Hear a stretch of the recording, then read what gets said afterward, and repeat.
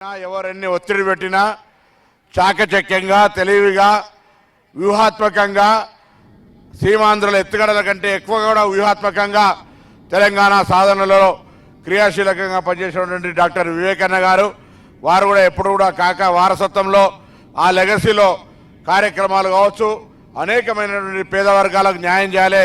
అటు పారిశ్రామికవేత్తగా ఇటు రాజకీయవేత్తగా ఇటు ఒక సామాజిక కార్యకర్త కూడా ఎప్పుడు వారు అందుబాటులో ఉన్నది.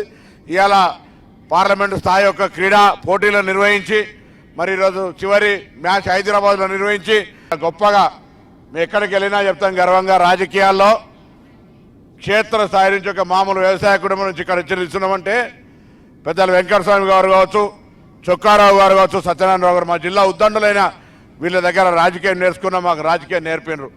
కాబట్టి ఇలా అటువంటి పెద్ద మనిషి యొక్క పేరు మీద జరిగిన టోర్నమెంట్ ప్రైజ్ డిస్ట్రిబ్యూషన్లో పాల్గొనే అవకాశం దొరికింది.